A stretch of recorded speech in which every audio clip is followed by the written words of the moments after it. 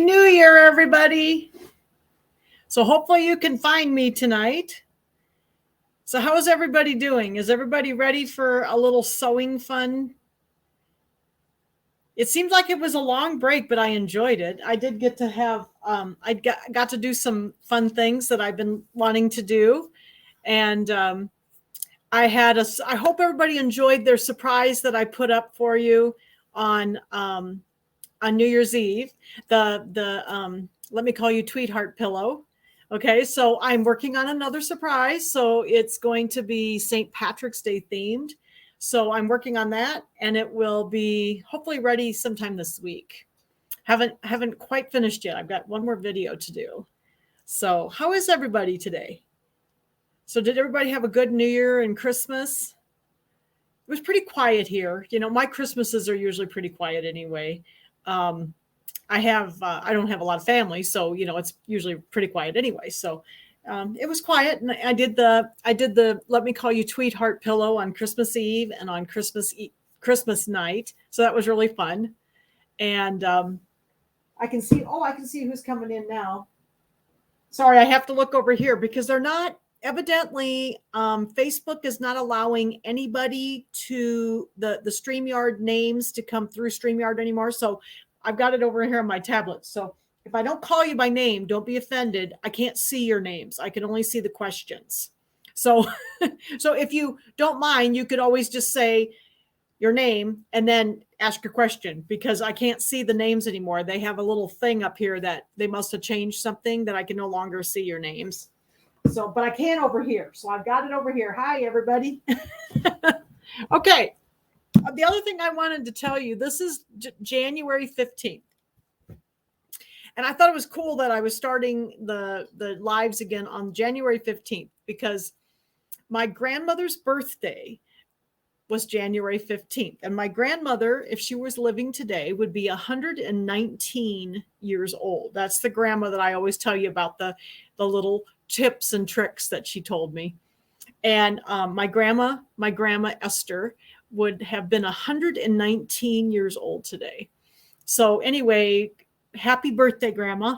And we are going to have a fun sewing class for you today. So, and the other thing my mom always used to tell me about December 15th or January 15th, she'd say, you know, when we get to Grandma's birthday, by the time we get to Grandma's birthday, it's going to be lighter later in the evening. And it is. If you look at it, when I go home from work now after 5 o'clock, it's still light. So Mom always said, when we get to Grandma's birthday, you're going to start noticing it. So you are. It's January 15th. So anyway, I just thought that was cool that I was starting on January 15th and it was Grandma's birthday. So happy birthday, Grandma. Anyway, okay. So tonight I have I have a surprise for you too. So we're going to start something new. We are going to have a drawing every week on the live here on Facebook. Okay. And I'll have a prize every week, and then I will ship it, or you can, if you're local, you can pick it up in the store, one of the stores, if you're local. Otherwise I'll ship it to you. I'm not going to ship out of the country. So I have a few people from out of the country, so I can't ship out of the country, but I will ship it if you're somewhere else in the United States. Okay. So this week, so the way this works is every week when we do this, to get into the drawing, you have to comment. You have to comment on the live. You have to say something when you're here, and that's how you get entered to win the drawing. And I will draw at the end. Okay. So this week, I have a nice little gift for you. It's kind of a one of a kind. I have a Sew Along with Jan mug. Okay. I've only got one of these. This is the only one I've ever made. I can make more, but I've only made one. And I also have, to welcome us back to our new year, a Sew Along with Jan needle case, because we did this in a class a couple of years ago. And this was a free design that I gave everybody. So this is one of my samples. Okay. So these two things will go to the lucky winner at the end of the at the end of the live. So just remember, you need to comment in order to be entered into winning this. Okay. Okay. So, oh, good. They are still letting me. Okay. So there's a little thing in Facebook. I'm seeing a few people's names. Okay. So the way I can see your name, if it's okay with you, is there is going to be a comment and a link underneath this video after the class that you can go click on that. Okay. And then you can tell StreamYard it's okay for me to see your name. So if you don't mind doing that, I'd appreciate it, because then I can also see your names on the StreamYard thing that I'm using here. Okay. Isn't that cute? Yeah, I love the little case. So this was a free design I gave you. So this design is up on the Dropbox under the Sew Along with Jan Dropbox. Okay. But I thought maybe you'd like to have one that I made. So if you comment, I will pick a winner at the end of the class. Okay. So I'm going to put these over here. Second here, so I won't drop them. Okay. So I think I got all my announcements done. So don't forget, comment. That's how you get entered. Okay. All right. So here is what we're going to work on tonight. We're going to start the original Kimberbell Cuties. Okay. These are in the link to the book and the CD if you need it. There's a book with the pattern and then the CD with the embroidery designs on it. Okay. So if you have not gotten that and you want it, it is on the ShieldSewingCenter.com website. And I put a link in the description for this video. Okay. And if you're on YouTube, you can also get it in the description below the video. So you can get the link to get this. All right. Oh, made it, just came. Oh, that must be Barb. Okay. So you've already made this one. Okay. So this is really fun to do. Now, I know some of you were afraid, a little bit afraid. Oh, it was, you didn't make this. You made it in time from your horse chores. Okay. I think that was Barb. Can't see your name. Hi, Cindy. Okay. So we're going to work on this tonight. So we're going to do these a little differently. Okay. I am not doing these the way they're in the book. I'm kind of doing them backwards. Okay. So I am not a free motion quilter. So the way these were done originally was as a sewing pattern. Okay. So you would have pieced the top, and then you would have done, you would have done traditional machine applique by driving around, the design. Okay.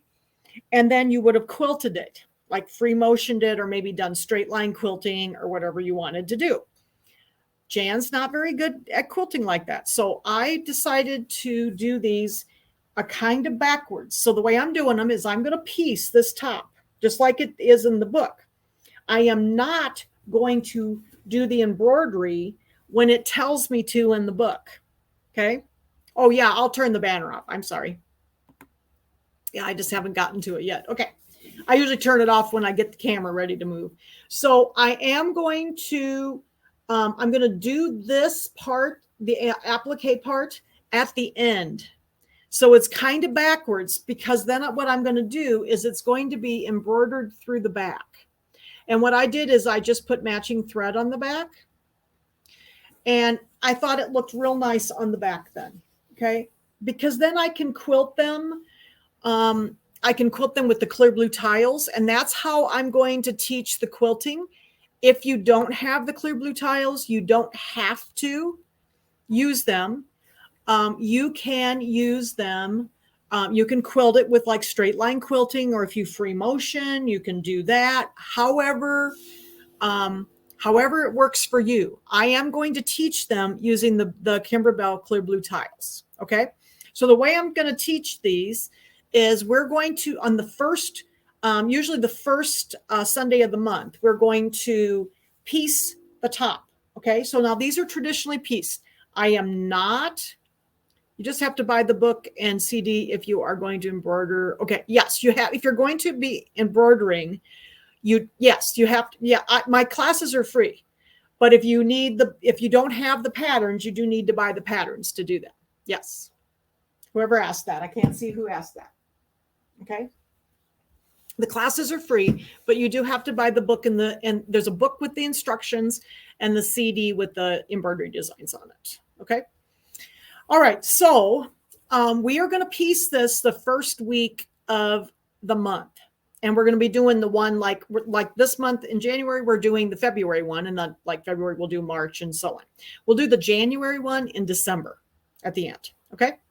So, but I have made a pre-recorded video on how to do the quilting with the clear blue tiles. So I made one video. It's going to be basically the same. And every month I'll tell you what quilting design I used at the end of this class. Okay.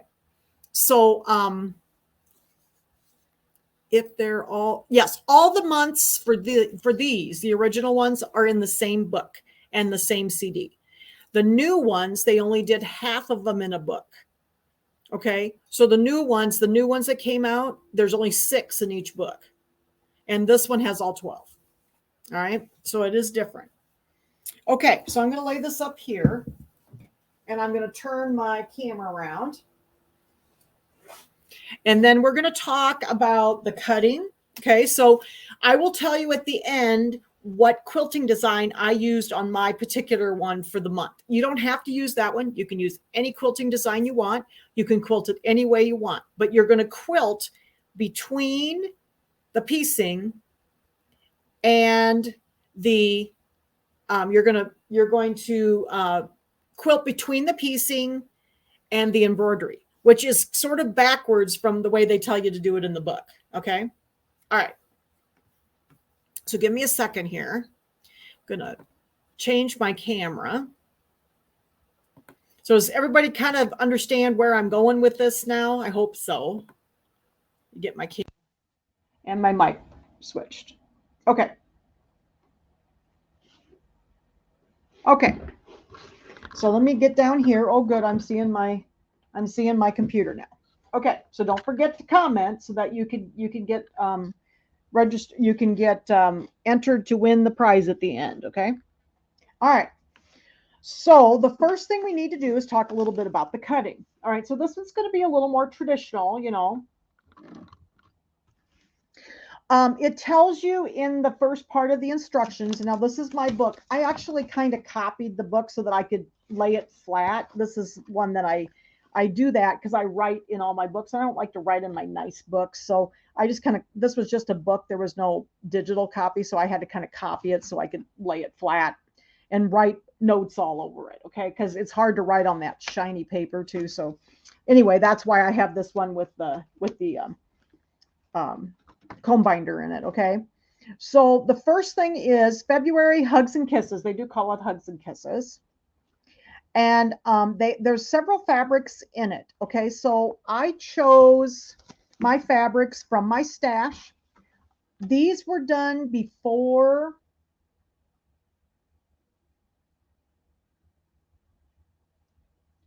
the batting, Colleen, needs to be larger than your top. So my backing and batting is 28 inches square. I like to have the batting the same size as the backing, so I have something to quilt or something to hoop into. Gives me some extra. Okay. Does that make sense? So I'll talk about that at the end again too. All right. Okay. So there were several fabrics in here. And what I did is I'm just going to kind of go through my fabrics here so you can see what I used. I used just a dark red that I made the 5 squares that are 4 inches, and that's fabric 1 out of that will be in the center. So we're going to make like a 9 patch in the center, but 4 of the squares are going to be pieced. So this is my red. So this is my fabric 1. Okay, so I just used a plain red. Has a little bit of a print, as you can see. Okay. All right. So that was and then I also out of my fabric 1, cut some little rectangles that I'm going to use for my quilting, or sorry, for my applique and machine applique later. Now, when I did this the first time, I kind of had to figure out what size they were, and they do them separately. There's an X and an O on each corner. So they kind of did them as separate pieces. So I cut little rectangles of fabric, and I cut them 3.5 by 2.5.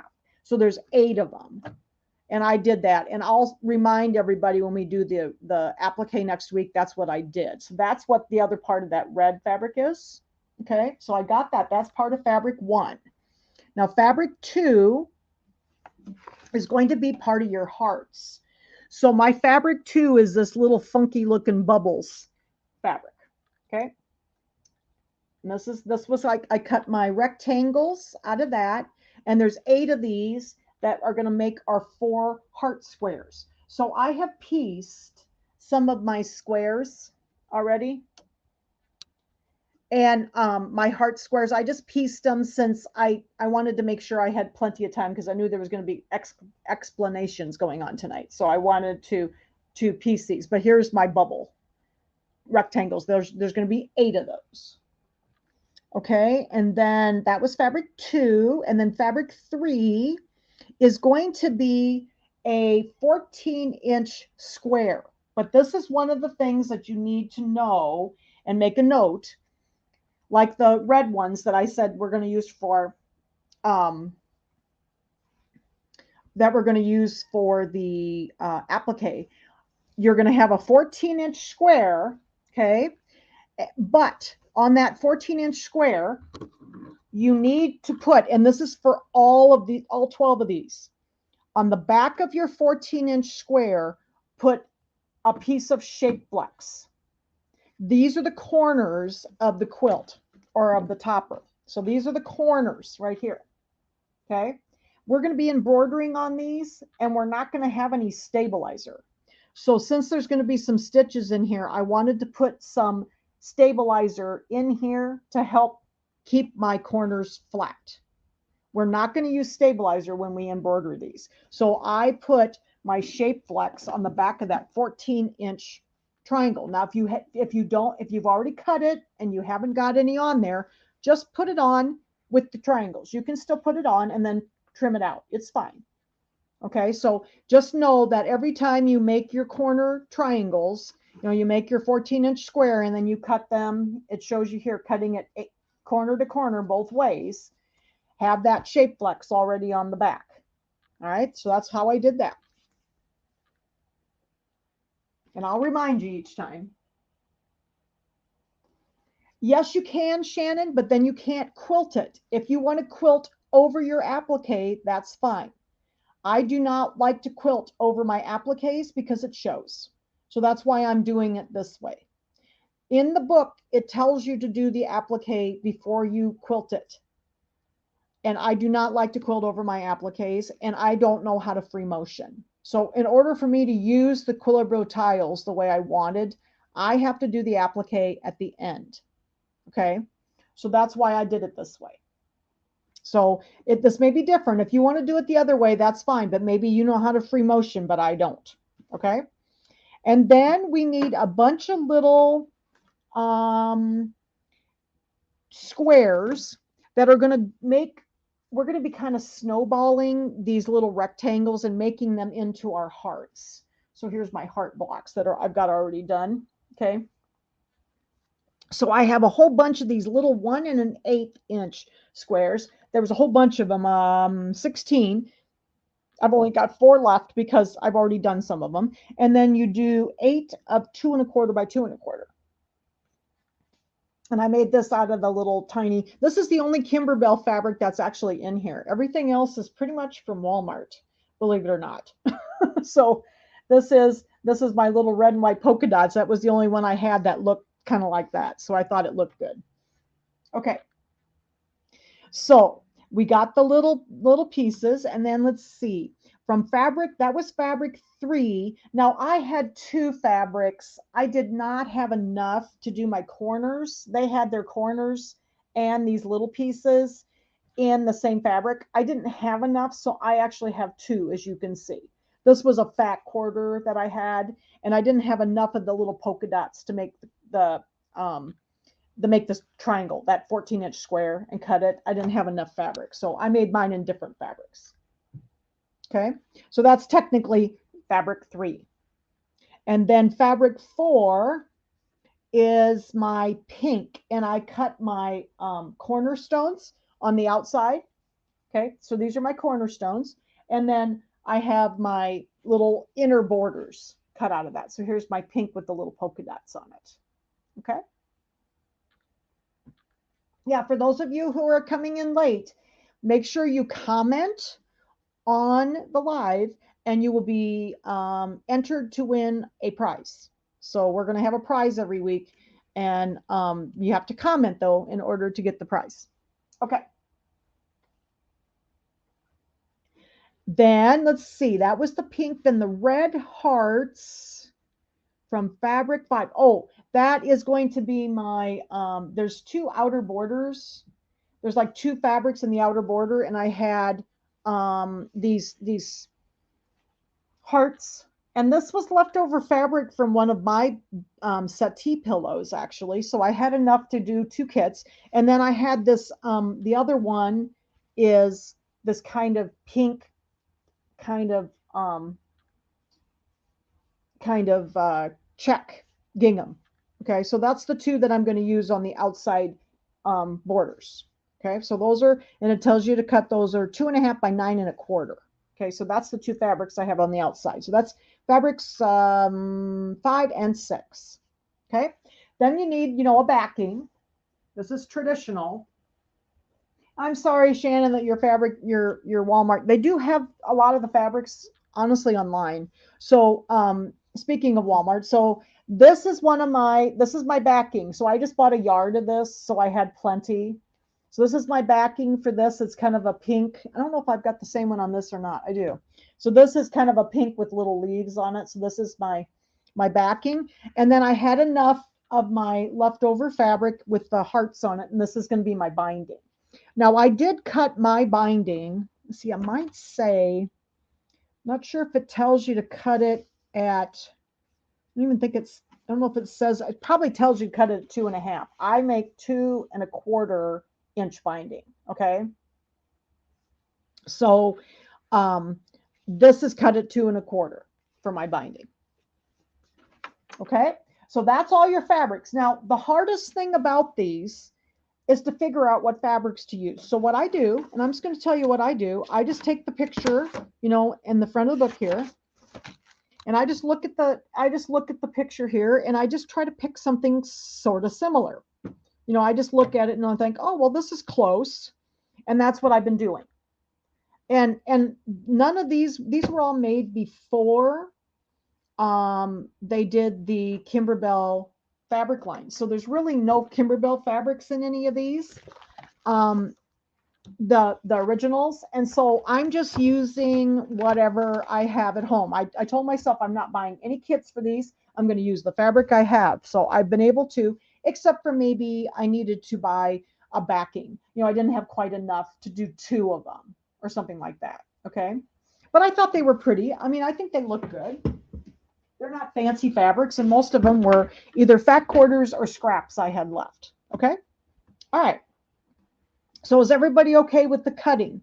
It's very clear, it gives you the amount you need over here. You don't need a lot of fabric. So if you have scraps at home, just use scraps, okay? Because most of this was out of my scrap bucket. And I did have to get a little bit for the backing. Like you saw, I had a new yard of fabric for my backing here, okay? So that was, that's what, oh, yeah, that's what you're doing too. Okay. Yeah, I just told myself I'm not going to buy any fabric unless I need something for the backing. Sometimes it's hard. I don't have enough scraps that are large enough to have a 28-inch square backing. So, okay. So this is where I looked at these instructions, and I kind of freaked out the first time I did this because there's an awful lot of words in here. Okay. And I am not a very good piecer. I know some of you are scared about the piecing part because you don't really quilt. I don't really quilt either. I do some, and I'm a careful sewer. So I figured I can figure this out. So my favorite way to look at these is actually to look at the pictures. Okay. So I'm going to show you how I did these. And what we're going to do is I'm just going to make one block because you have to make 4 of these. Okay. So I've got my 3 heart blocks already made. I'm going to move some of my fabric here just a second so I can iron. I'm going to have to iron in a minute here. So I'm going to get some of these out of the way. And I know many of you that are watching are far more skilled piecers than I am. But this is how I've done it. I think it might, it all turned out good and everything's the right size, so I must be doing okay. So anyway, I am going to take my little polka dot bubble rectangles, and what we're going to do first is we need to snowball, what they call snowball, these top 2 corners, because that's going to be the top little edge of our heart right here. Okay. So that's what we're going to do with these little itty bitty squares. So I took all my little itty bitty 1 1/8 inch squares and all my 2 1/4 inch squares, and I drew a line from the corner to the corner like that. Okay, so I took like a Frixion pen and just drew a line on every one of those on the back side of my white pieces. Okay, so that's why I did a few of these earlier, because there was a lot of little pieces, and I thought it might take too long because I'd like to be able to get the whole thing put together for you tonight. Okay, so here's my 2 rectangles. The first thing I'm going to do is take my little tiny 1 1/4 inch or 1 1/8. I think they were 1 1/8. Yes, squares, and I'm going to lay them. If you look at the picture here, you're going to be laying them with the line drawn towards the center, because we need to make, the top of our heart is going to look like this. So I'm going to lay this down on the right corner, and then I'm going to lay the other one down because they just lay down there nice. I'm going to put this one on this corner. Okay, and I'm going to do that on both sides. So the tops are going to be the same on both of these, both halves of our heart, because we're going to sew the hearts together. So I'm going to put these together, put this one down, and put this one down. I remember when I was doing this, I was up at my dad's and I was sitting there and I was like, oh my gosh, look at all these pieces. I was just like kind of freaking out. I'm like, there's no way I'm going to be able to teach this. But I've gotten much more comfortable with it. And so what I'm going to do, I don't know if this is the right way to do this, but this is the way I could do them quickly. I've got them laid down so that my triangle is like this. Okay, so that's the 2 tops of our heart. I have some Pima cotton number 50 thread in my needle and my bobbin. Yes, you mark the diagonal line on the wrong side. So I've got my right sides together here. Okay, so here's the right side of this one, and then the right sides are together up here. Okay, so I've got my little triangles, and then what I'm going to do is I'm going to start down here at the bottom of my triangle. And I've also found out about snowballs, because we had to do some snowballs in the January one, and we're actually going to do that one in December. But and it tells you in the instructions, yes, it does matter. So let me hold it a little closer. You need it to look like this. This is like the top of the heart. So it needs to look like the point is at the top. Okay, so yes, it matters. Like that. So they're going to be going into each other like that. So if you look at the picture in the book, it'll show you pretty well. But I've learned some stuff about snowballs. And it tells you in the instructions to sew right on the line. But if you sew right on the line, it will be kind of short. Okay, so what I've learned is that when I snowball, I need to sew just about 1 stitch outside the line, towards the outside of the block, because I want these to be, when we cut these off, it should be the same size it was when we started, but it's going to have the white here. So I have found that if I put my needle in the center needle position, and I'm on my Q tab on my machine, and I'm at Q01, which is my needle in the center, I'm going to line up that line, and I'm going to put it just to the right of the line. I mean, just like a stitch to the right. I'm going to drop my needle like Grandma taught me, and I'm going to sew up that line. And I am a very deliberate quilter, so you will see me sewing very slowly. Okay. Okay. And then I'm going to turn, make sure these are still lined up. And this is the way I learned that it was just faster for me to do it. Again, I'm going to start at the top now, and I'm going to sew just about a stitch on the right-hand side of that line. Otherwise, your little triangles are going to be kind of small when you go to turn them over. Okay. And then I'm going to cut. All right. So I've sewn up this way and down this way. So when we flip these out like this, then they're going to match up, and our rectangle is still going to be 2.5. I think it was 2.5 by 4.5, or 2.25 by 4.25. I have to look. What were the bubbles? 2.25 by 4. 2.25 by 4. Okay, so they still need to be that same size with those little white pieces on the end. Okay, so let's do the other side. So we're going to get this one. I've got it. Again, I'll hold it up so you can see it. So the lines are going to go into each other, like make a triangle. All right. So I'm going to start out here. I'm going to put my needle down just about a stitch on the outside. Okay. All right. I think we have somebody from Australia here. My goodness. Hello. Welcome to here in Iowa. It's cold here. You guys are kind of in summer in Australia now, aren't you? Okay, so I sewed up that side, and I stayed on the outside of the line, just about a stitch. Okay, and then I'm going to drop my needle, and I'm going to come down this side. I'm just about a stitch on the outside. I'm going to bring my needle up and down one more time, so I'm down in the fabric. There we go. Okay, and like I said, I am a very deliberate quilter. I don't quilt piece much, so I'm very careful. All right. So there are our first little snowballs. Okay, so then what we're going to do, now it doesn't say in the instructions, I could find it this afternoon anyway. I like to trim these out.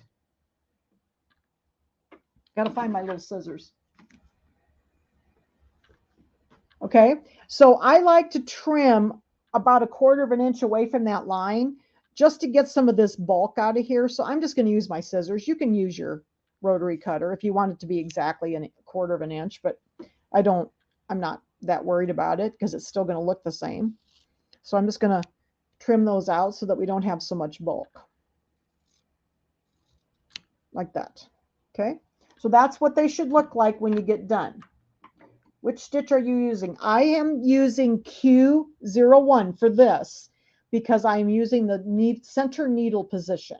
Okay. And I am using 2.5 for my length because I make lots of mistakes and I have to rip. Okay. So that's going to be the top of our heart, like that. And we'll press these out in a minute. Okay. Actually, probably ought to do it now so we don't get them stuck on our other piece we got to put on. Okay. So I'm just going to press these out with my iron over here. By the way, I'm back to my $10 iron again. I have a terrible time with irons. They do not like me. So if anybody finds a good iron, let me know. I'm back to my $10 iron. It actually steams really well, and I'm good. I didn't think I'd have to go back. I bought another good iron, and it lasted about 6 months. So I'm so hard on irons. But I've got them on all the time, you know. Okay, so there's my little tops. So it's going to look like a little triangle at the top, okay? And I'm a little bit off, so I may have to square these up a little bit. Okay, so now we need to put these down. And of course, now these are different. So be careful. So like what I did is I took my 2 pieces and laid them out. And we want the bottom ones to be opposite of each other because we want it to be, like a V at the bottom. Okay. All right. So I'm going to put this one, let's see. So I need to look at the picture. I'm looking very carefully at the picture On the right hand side, we want it to be with my Eurosteam. My Eurosteam works fine. I just don't use that one every day when I have to have it on all day long, because it gets pressure on it and I have to remember to get up and let the pressure out. So I don't use it all, because I'll have an iron on for, the entire day, sometimes 8 or 12 hours. So I'd rather have a regular little steam iron to do that. Okay. So when we lay these down, we're going to put them opposite each other. So we want it to come down this side like that. And then the right side, as you're looking at it, is going to come down this way. So there's going to be a point at the bottom. So let me see if I can get a little closer so you can see it. Okay. Like this. So that's going to be the bottom of our heart. And here's the finished one so you can see it. Okay. Here's the bottom of the heart. Because they're going to be in 2 halves, so we have to sew them together. All right, so I've got these laid out the way I want them. And I did this, I laid all my hearts out and I laid them down so that I knew that it was the right orientation. And I looked at the picture here in the book. Okay, then I'm going to do the same thing. This is another snowball. So I want to sew about a stitch on the outside, the right-hand side of that line, just so that it's going to be big enough when I go to turn it. So I'm going to drop my needle. And I've got it lined up, and I'm just about a stitch inside that line. And I'm just following that line down, trying to stay just on the outside of it, like that. Because otherwise they get kind of small. So there's the first one. Okay, and then here's the second one. So I have to kind of flip this one over because we're going to go up this way. Okay, so I'm going to do the same thing. I'm going to stay about a stitch on the outside.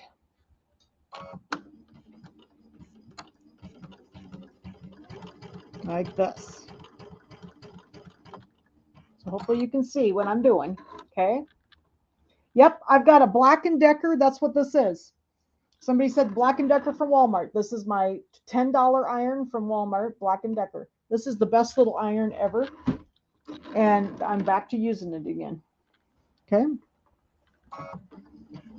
I have an Oliso iron, and it started spitting about a month after I got it, and it just constantly like oops water all over everything, and I cannot stand it. And I love that. I've loved those irons. I've had one for many years, but it will not stop spitting. Okay. So there are my two pieces. There's my 2 halves. They're going to go like this together. Okay. So I'm going to go ahead and trim this off. I want to trim this little seam off, and you can do this with your rotary cutter. I was just sitting at the machine this afternoon, and it's just as fast as trim it off. Okay. Just make sure you trim the right side off, the bottom corner. Okay. Yep. I have had one of those irons for many, many years, and I just have had not good luck with the last couple I've had. It just spit all over the place. Okay. So there are our parts for our hearts. So I'm going to go ahead now and I'm going to press these down. So I'm going to press them down like this. Okay. With my little iron over here. The other thing I like about this iron, it does not have an auto shut off. So I do not have to worry about it being off when I need it. Like when I'm teaching classes, I don't have time for the iron to heat up for 10 minutes. I need the iron, So that's the thing I like about it. So I went and bought another one. I'd already given the one I had at Dad's to Goodwill. And because I thought, oh, I've got my new iron. I don't need this little one anymore. I'll just get rid of it. Well, guess what? I had to go buy another one, but it was only $10. All right, so there's my 2 halves. Now I noticed that maybe I'm just a little off. Okay, so remember these, we're going to square these. They're 2 1/4 inches wide by 4 inches long. Okay, so I'm going to set my iron over here. Just going to check them with my ruler. So give me just a second. I'm just going to check and see if they're okay. I think they're pretty good, but I'm a little bit off. I'm not, like I said, I'm pretty deliberate when I piece. So sometimes I have a little trouble getting things even. I think it's this side that looks crooked to me. They're 2 1/4 inches wide.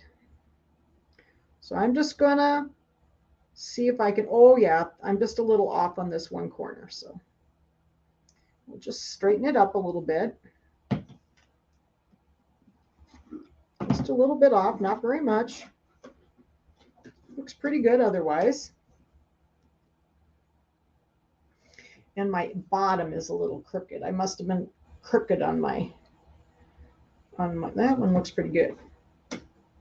Must be this side that looks crooked to me. Yeah, just a little bit, not much. So we'll just square it up just a little bit so it looks prettier. So let's check this one. So there's that one. I just squared it up a little bit, took my ruler and laid it down, make sure it's the right size. Mine's kind of short. I've got kind of a little weird spot on one side here, so let's see if I can get it laying flatter. Oh, that looks better. Okay, there we go. Those look much better.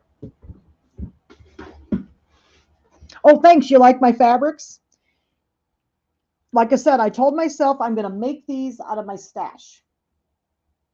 Well, I could tell that something just didn't look quite straight. So I just took it over to my ruler and I was just, you know, like I had a couple little slivers. Can you see these little slivers? That's all. I mean, it was just like on the edge. So it looked funny. Okay. So obviously I didn't cut much off. I just checked it with my ruler and it was just a hair off. Okay. Then we have to sew these 2 halves together because we want to make the heart. So we're going to sew a 1/4 inch seam down the center. And you're going to do this 4 times because you're going to make 4 of these little hearts. So I'm going to put these right sides together.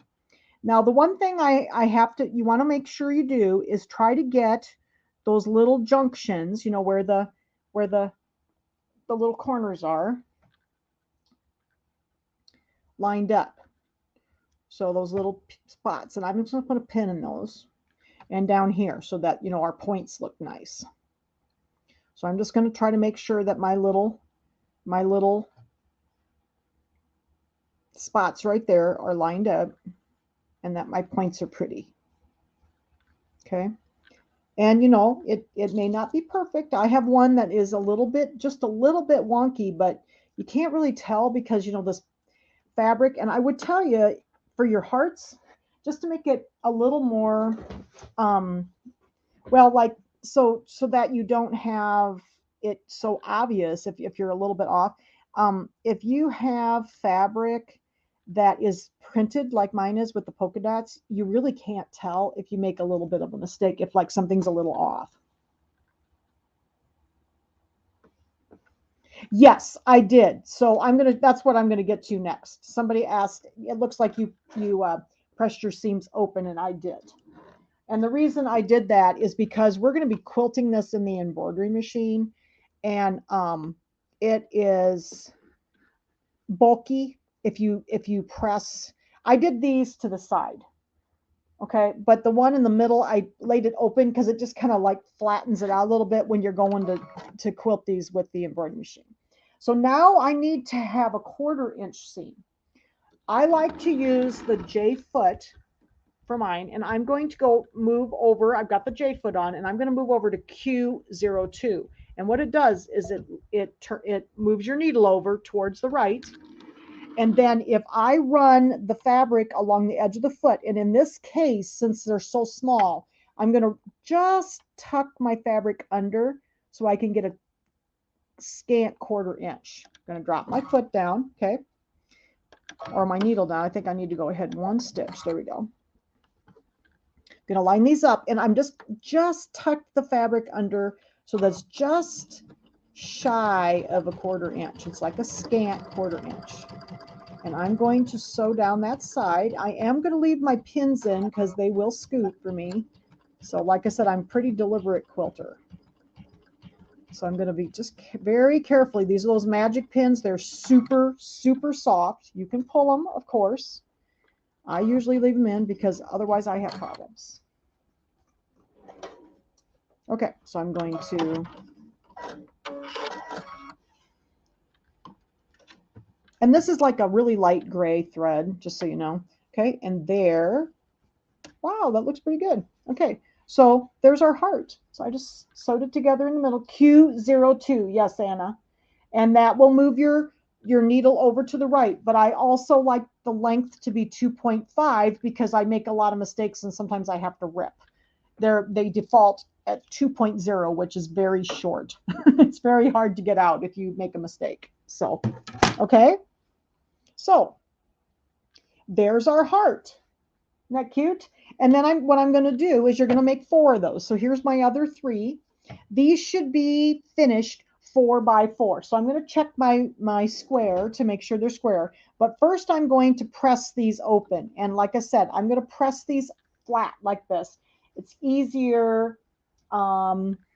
It's easier when you are quilting with these and they're not so bulky. Okay. So I do open some seams up flat when I'm quilting in the embroidery machine. So let me get these pressed. I got to get my mat here.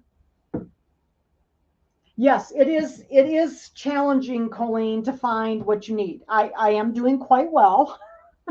I've had to buy some backing and some binding is all. So for the most part, sometimes my stash or my scrap basket, I don't have that big of scraps in there. So, okay, so I'm just going to open this up. Press that open.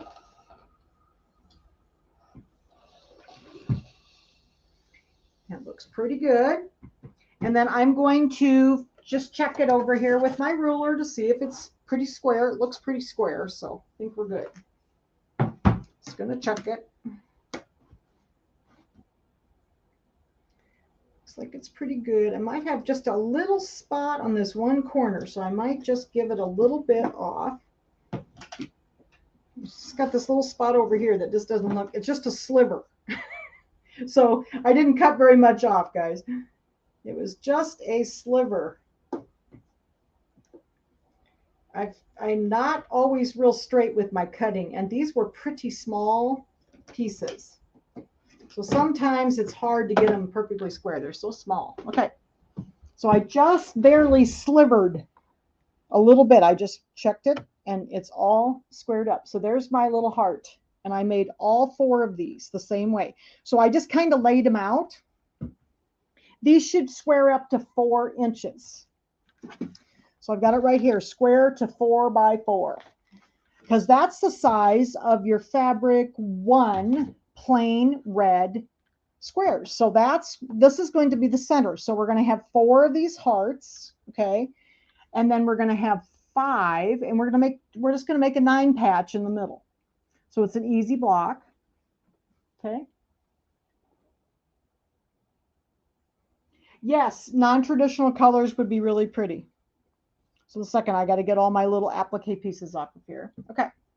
So here is my 5 4 by 4 squares that these are going to be the rest of my 9 patch in the center. So the center is a big 9 patch with these hearts in the center. Okay. So to do our 9 patch, if you see in the picture here, second, I got to get this ruler out of my way. We're going to make 3 rows of 3 blocks. So it makes it easy. So I'm going to look at my little picture here, and we're going to put a red one on the corner with a heart upside down. So the point's going to be at the top. Okay, so the points are going to be towards the outside edges. So I'm going to take one red one and my heart, and I'm going to turn the heart upside down so that the point is going to be up. And then I'm going to take another red square. So I'll get these out of the way like this. So this will be our top row. So we're just going to lay this over right sides together. I'm going to leave it on Q02, and I'm going to do the same thing. I'm going to use a 1/4 inch, my Q02 1/4 inch piecing stitch. I'm going to just tuck my fabric under the edge, so I have kind of a scant 1/4 inch, and then I'm going to sew up the side. So like I said, I don't always read the directions. I look at the pictures. Okay, is that Denise? Oh yeah, Denise was the one that said something about the non-traditional. So there's my first set, and then I'm going to do another red one on this side. So we'll line these up. I'm going to do the same thing, right sides together. So don't be afraid. If you don't piece, do not be afraid of these. They're the blocks. This is the hardest, I think, so far. I've done through May. This has been the hardest block of all of them so far, because the rest of them are very, very simple. And this one has been the hardest one because it had more little pieces. Okay, so there I am at the end of that one. Okay, so this is my first row. So we'll do our first row. There's the first one, like that. Okay. So I'll lay this up over here. We're going to have to press these, and then let's do the second row. The second row is going to have 2 hearts and 1 red block. So it's right here. I'm going to do my 2 hearts. So my points are going to be out like this. So you want to play them in the orientation you want them. And I'm going to put the red one in the center. So I'm going to put this one here. I'm going to turn this one over. I can't remember what I used this red fabric for. I used it for something. It was in one of my classes quite a while ago. I just had some pieces left. So, all right, so we're going to do the same thing. Kind of just stick the end of my edge of my fabric under the foot. So it's not kind of a nice scant 1/4 inch. Q02. Okay. And I'm going to turn that, and then we're going to put this one on. So I've got my point to the outside. Okay, and then we're going to put this one on this way, and I want the point to the outside. So lay it over like this. But I thought these would be fun because, you know, we don't sew all the time on Sew Along with Jan. And I know a lot of you like to sew and quilt, and a lot of you just like to sew. And I thought, well, you know what? This will give us a sewing class every single month, because we'll be sewing every single month. And if you don't piece very much, it'll give you a chance to learn a little bit about piecing. And like I said, I am not an expert piecer. I'm very deliberate about it, but I everything, I get along okay. All right, so there's my second row. All right, so lay this one over here too. And then the third row is going to be, whoops, where'd my block go? Here it is. We're gonna do 2 red. So the red one, and then the heart's gonna be this way. Okay, so with the point down, lay this down. This was really fun though. I hadn't really ever made like a lot of snowball things, so I had to be careful doing this because I had not done them much. Okay, so I'm going to make sure I get lined up here. So is everybody following along okay so far? Send me some thumbs up so I know you're okay. You doing okay? Okay, then I'm going to cut these off. Okay, and then I'm going to do the other side. So I'm going to pull this open. Oh, everybody must be okay. Good. Okay, so we're going to line this up. I'm getting lots of thumbs ups right now. Awesome. So everybody's okay. So for those expert piecers, hopefully I'm doing okay for you. Some of you already have done this kind of stuff, so you know, but this has been fun for me because I like to piece. I just don't very much. I do so much stuff in the embroidery machine, and this has been really fun for me to make these. Okay, so I'm going to do that one. Okay.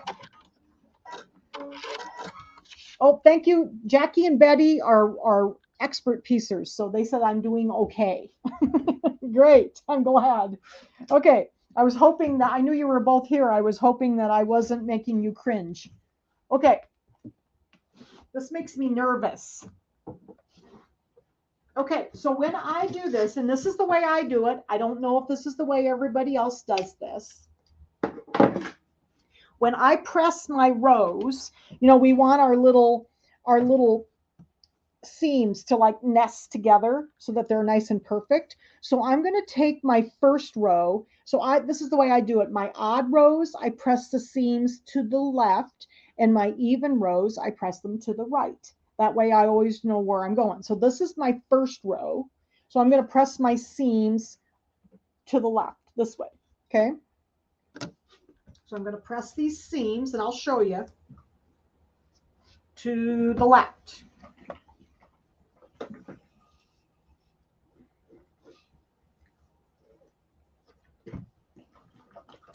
You always have to press when you're piecing those. So I had to have my little iron over here and my ironing table. Okay, so there's the first row. So see, I have them pressed this way. That's the first row. Second row is this one. So this one, I'm going to press my seams to the right. Okay. You know, somebody said that they like these better than the new ones. I kind of do too, because I like the designs are really cute. I do really like them. I like the new ones too, but I don't like quilting without quilting through the whole piece. So like these are quilted through the whole back, and the other ones are going to be like a piece of fabric on the back. So like the quilts are, and that's fine. And they look just fine that way. But I do like that I have them quilted all the way through. So that's why I'm doing them kind of backwards. Okay, so I'm getting my pressing done. Okay, so now these are pressed to the right. So I press these this direction. Okay. So I'll lay these down, and then my last row, my third row, that's an odd again. I'm going to go to the left. So some of you experts, how do you do yours? Is that how you do yours, or do you do it differently with your pressing? You can also press to the dark. So this one you could have done it like press to the dark, and it would also have worked. So it depends on how you were taught. I was taught this way, so because you could also have pressed to the dark side, as Jenny Doan says, press to the dark side. Okay, so there's my 3 rows. So this is going to be my 9 patch. I press one row to the middle and the others. Okay, so in other words, you're kind of pressing into the dark. So that's one way. I mean, I was taught this way, so I don't know if that's the right way or the wrong way. So that's just the way I've learned. So it's from the people who kind of taught me how to do some piecing. So okay, so now we've got our 3 rows. So I'm going to lay one in my lap, and we need to sew our first 2 rows together. And of course, make sure you got your points going the right direction. So I'm going to lay this one right sides together. We're going to nest those little seams together. And what I mean is I'm going to bring up those pressed seams right up to each other so that they nest in that little corner really pretty. And you can feel them just kind of drop right in. Yep, as long as you nest them. Yeah, I mean, it just depends on how you learned, I think. And like I said, I'm pretty self-taught. I've got friends that quilt, and they've taught me things too, but I don't piece a lot. So I would love to take more quilting classes. It's actually really, I like it. I like to sew. Okay, so I'm nesting this one, okay? And I always put a pin on both sides of my seam, because if I don't, can you show one of the back? Oh yeah, I can. So this is one of the backs. So this one is the one on the top, so it's pressed to the left. And then this is the one on the other one, and this one's pressed to the right. Okay. Yeah, the new ones end up being stiff. Yeah, they will, because it's just the way they're made. It's the way they're made. It's because of that type of quilting, and that's fine. I mean, it's okay because they're like table toppers, and then they have good body when they're laying on the table and stuff. Okay. All right. So then we're going to do the same thing, 1/4 inch seam. Let's see if I can get lined up here. I'm a little off. Okay.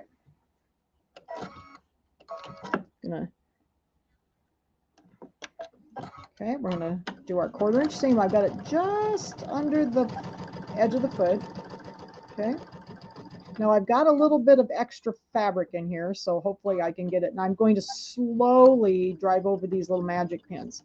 These are those, I don't do this with those big honking huge quilting pins or anything else. I do these with this little bitty pins, because if I take them out, everything scoots on me. So when I quilt, I always like to keep my seams in there, because otherwise I just never get anything to line up for me. Very slowly. These are very, very, very thin pins. And see, I hit one. Did you hear it? See, I hit one. but they're so soft that they just bend, and I don't ever have any trouble. I might need to change my needle now. But they're so soft. And if you want to pull them, pull them. Okay. What is Shape Flex? Oh, Shape Flex is like a fabric preparatory, and it is a Pellon product. It is S as in Sam, F as in Frank, 101. It's called Shape Flex. Okay, so there's my first 2 rows. Okay. Oh yeah, I just love the pins. All right, so there's my first 2 rows, and then we're gonna get the second row here. Okay, so it goes like this so that all of our points are going the right way. I'm gonna flip this over. Then we're gonna do the same thing. We're gonna nest those little seams together. Put my pins in. Santa brought you some pins, huh? It's a good thing that you get pins are good. But these are, I have the pins on the website. They're on shieldsewingcenter.com. They're called Magic Pins. They are extra fine. So these are the extra fine. They're very thin, and they're patchwork pins.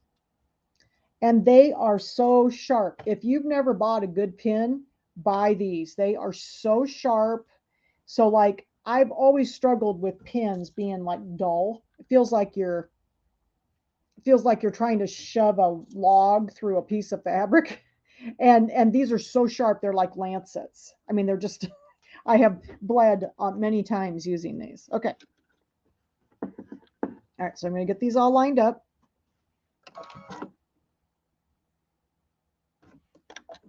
Okay, and off we go again. I'm going to leave the pins in, and like I said, take them out if you're scared to do it. I do not like those big old yellow-headed, plastic-headed pins, though. Man, those really cause havoc with machines. So please do not use those. This is the only pins I've ever found that I feel safe going over them. All right, slowly, but just do it slowly. Okay, oops, I'm going to have to move. Pull this out. I have actually gone through one of the heads. Now, I did break a needle then. I accidentally went through the head. And the other thing I like about these is that the heads don't melt with the iron. So if you touch it with the iron, they don't melt, which is also a great thing. There we go. So there's that side. Okay, so now I'm probably going to open these seams up as well. When I quilt in the hoop, it does work better to lay the seams open. I know traditionally when you quilt, you don't do that, but these are kind of bulky, and when you're using an embroidery machine, it does work better to lay things flatter. Okay, so I am going to open these up, these long seams up. Okay, so I got to do that. I'll tip my camera up so you can see me ironing over here if you want to. Here's my $10 iron. It works. I just got it yesterday. I was so frustrated. My other iron, my other Aliso does not steam. It will not steam. The only time it does is if you push the steam button. And normally, they steam like that, and it won't steam anymore. That's the other thing. It spits and it won't steam. So I just decided time for a $10 iron again. But this one gets hot. It's not very, the wattage is not very high on this one, but it gets hot. So it takes a little bit. It's a little hard to get these open. So it does take me a moment longer to do this. But this is so much better when you're going to do the quilting in the hoop. That's why I do it. Most of the time, if I'm just going to quilt it on the long arm, I don't worry about it. But sometimes the foot will catch on the embroidery machine if it's too bulky. It does actually have a warranty. I should probably send it in. I know I did actually do the warranty. I've got it sitting over here. I just got too mad at it. So I've had, this is my third one in 2 years, and they've all done the same thing. And I'm just kind of done with them. I love it though, because what happens is I knock the iron off on the floor. That's why I like the alisos, because they sit on their legs, you know, and then I don't knock them off on the floor. Yes, this is the ironing pad. Excuse me. That's the ironing pad that comes with my Martelli mat. Because my cat has decided to claim the other wool mat, and I need to defer it before I use it for pressing, because now it's covered in cat hair. So that's why I just decided to use this one tonight. Oops, hot. What size is this one? This is the big one. I don't know, how big is it? 18 inches maybe? Not sure. 16, 18. It's not the, I've got the little one too, but this is the larger one. I've got it on the website too. Okay, let's see how we're doing. And I do use a little steam, but I don't like iron back and forth. I kind of press so that I don't get things out of, you know, cattywampus. So I'm just going to press a little bit from the top here. You know what? One of my favorite irons, though, is still that little teeny tiny one that I use all the time. And that one does a good job. Yeah, let me see, Anna. I think this is a 15-inch.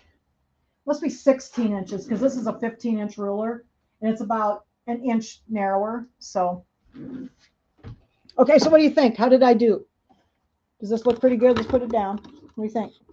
There's my center. That's the hard part. We already did all the hard part. Okay. So now we just have to do the finishing. Okay. So in the instructions, the next section is going to be the little, there's little small narrow borders. So we're going to use, there's two sizes here. So let me see here how I did. Yes, you can just buy a mat. Yes, but you'd have to buy it, Denise, you'll have to buy it from Martelli, because I can't get just the mats. So you'll have to buy it from Martelli. Okay, so I've got my shorter ones. So they're going to go on first, and I think they went on, I'm going to look at my instructions here. And I'm just going to put them on two sides, the opposite sides. So we'll do them on these two sides. How about that? They both have to go on, so it doesn't really matter. So I'm going to put these on, these sides, and I'm going to go ahead and just, I cut them the length that said. I am going to put a little pin in just to make sure that I'm not completely off. It looks like I'm pretty good though. We'll see how I cut. I'm not the best cutter. It's always an adventure when you're piecing with me. Okay, so I'll get this one here. I like to kind of pin my seams down just because then they don't flip over on me. Okay, so we'll do this one. They're on opposite sides of each other.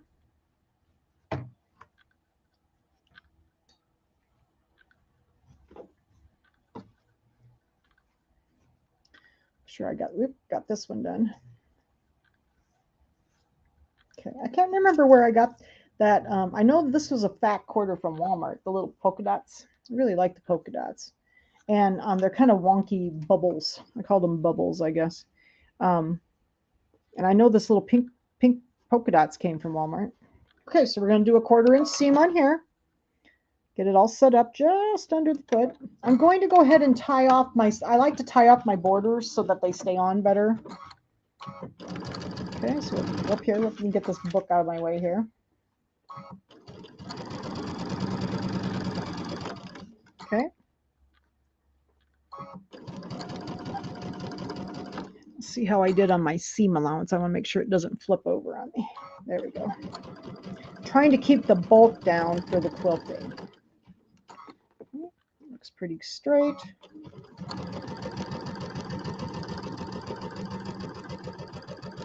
These I definitely have to make 2 of each one because I'm, you know, I don't piece that much, so I have to make the blocks before I teach them. I took one to Goodwill just the other day. Yeah, I don't know. I may keep this one. It actually would be still under warranty, but it's just, and I don't put a lot of water in it. You know, I learned with those alisos, don't put hardly any water in it. I just leave about a quarter of a tank. And so what foot am I using? I am using the J foot with the Q02, and that's the one it tells me on the screen, Jan. I piece normally with my J foot. It's longer than the piecing feet. And it also, that I don't have to take it, you know, if I need to zigzag later, I don't have to take it off and put the other foot on. So I piece normally. I found that this works better for me when I'm piecing, especially triangular things, because it's longer and it doesn't like stop on me. There we go. Tie this one off.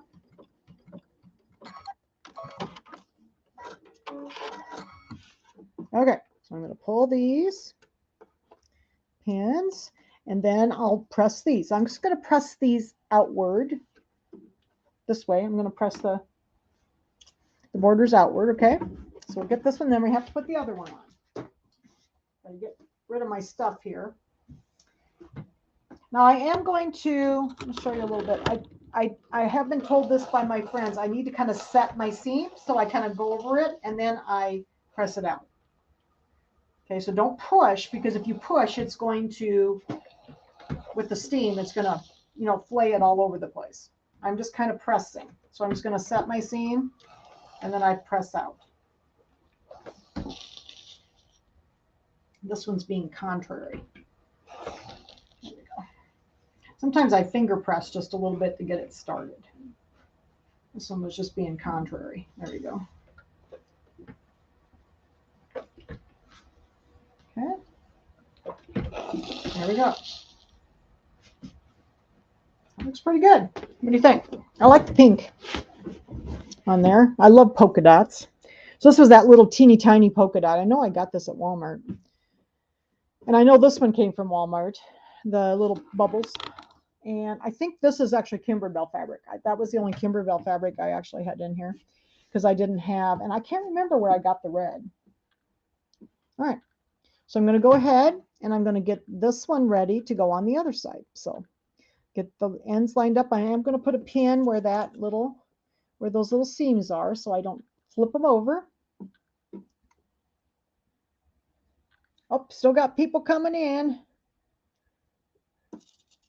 from frosty North Central Florida. What's the temperature in Florida? It's actually been pretty warm here today. It's still 40 degrees here. I think it was about 50 this afternoon. Okay, so I'm going to put a pin on both sides to keep that seam open so it doesn't flip on me. Okay, I got a little crooked on that one, but I think we can make it work. Okay, pin there and a pin here. Okay, we'll flip over and do the other side too. Sew all of these. But I thought, you know, the first week we would do the sewing and we would do the piecing together, because, you know, this, like I said, I know people have been asking, do you really think I can do it? It's, you know, I'm not a piecer. And oh, you just put, yeah, I had already done my hearts, Lynn, sorry, because I'd already done them. I wanted to keep the class moving along. A lot of people are, if you're sewing with me, I'm sorry, I'm probably ahead of you, because I did some of my hearts ahead of time. I don't like to keep you too long, and I don't want to make it boring for you sitting here watching me make all these little hearts. Oh, it says 41 out here yet, Pat, but you are north of me, so. Okay, so we're going to put the pins in, and then we're going to stitch along these. Okay. Looks like they turned out about the right length.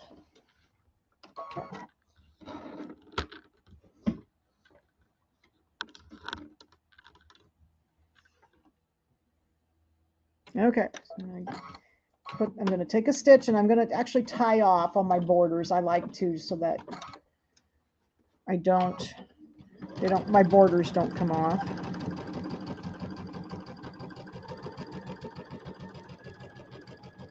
Okay, make sure everything's lined up in the middle here.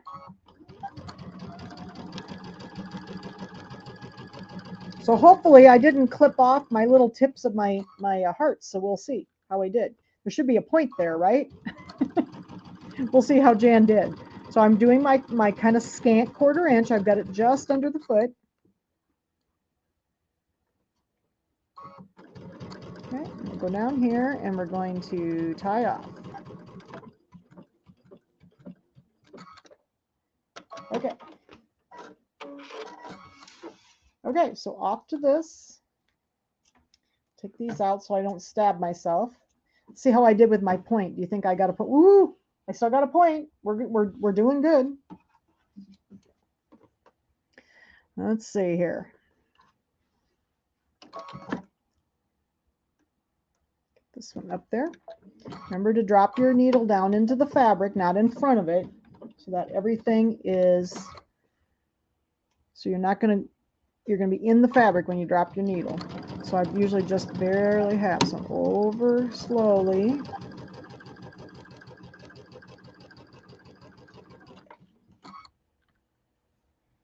Okay, sure that's laid flat. Got to see if my little seam's flat there. I think it is.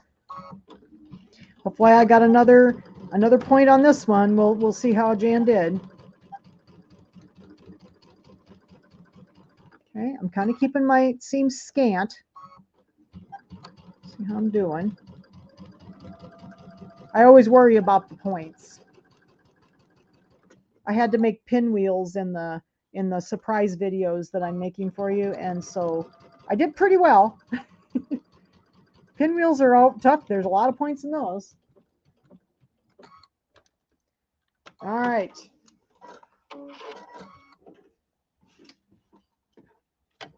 So there is the side. So let's see how did the point turn out? Ooh, look, so I got a point. So I did okay.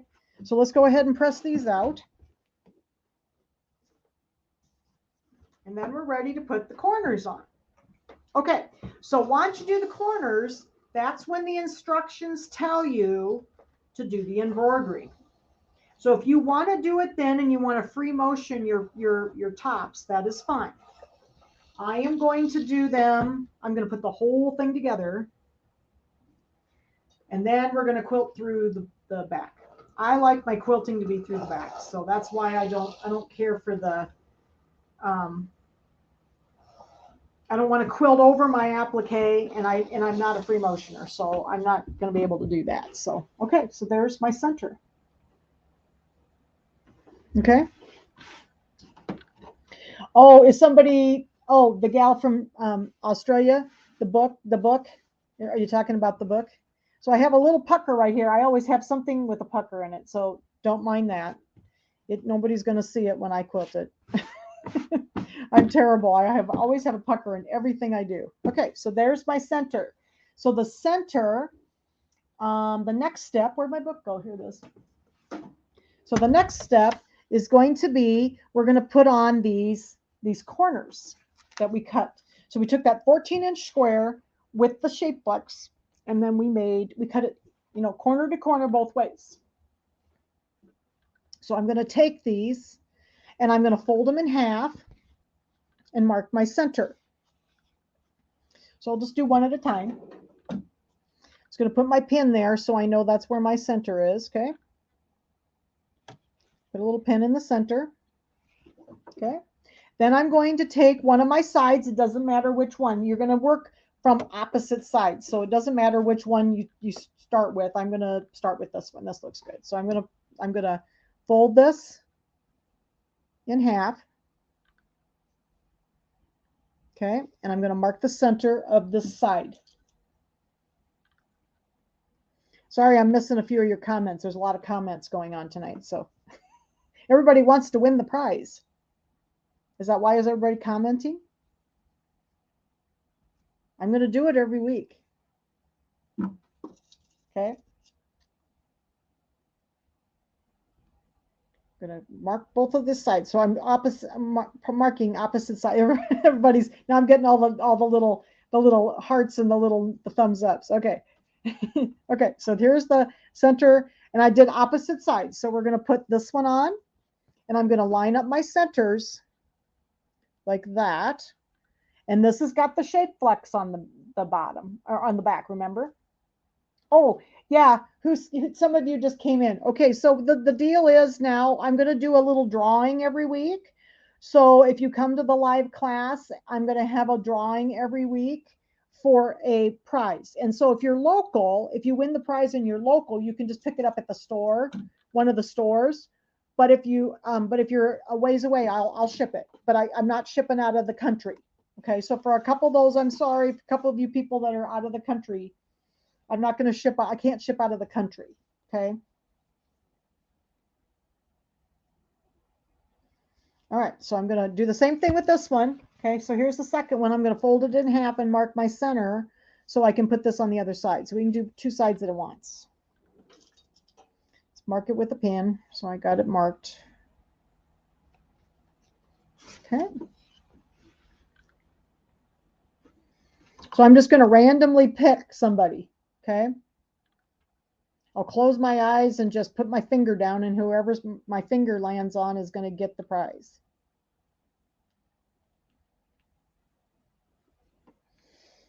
Okay, so the reason I decided to do this is I was talking to my friends the other day, and I thought it would be fun because it'd just be something fun we could do every week.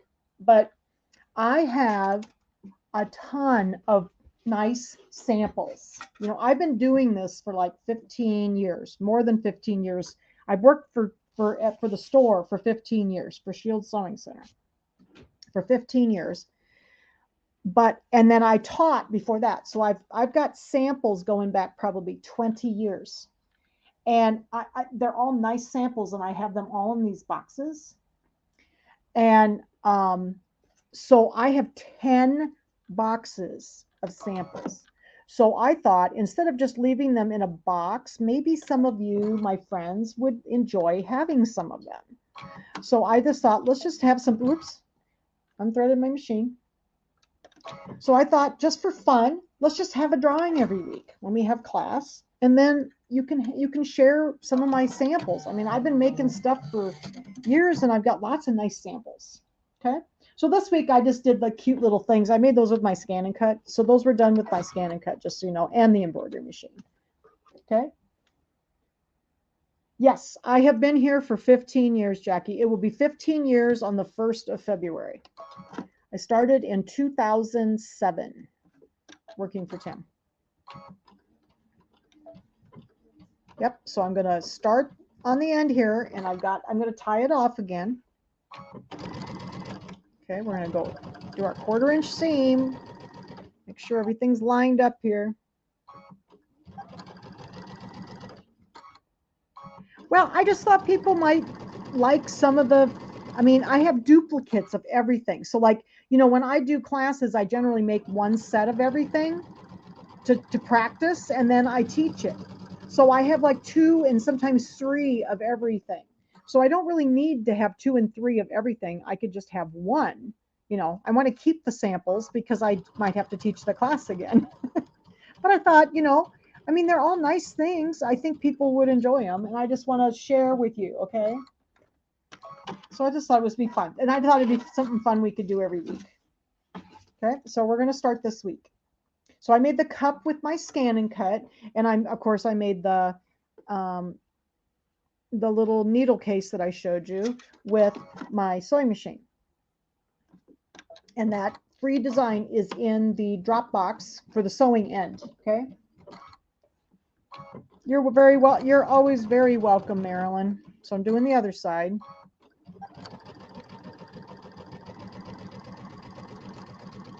Marilyn, I bet Marilyn has been at almost every single class I have ever taught for Tim.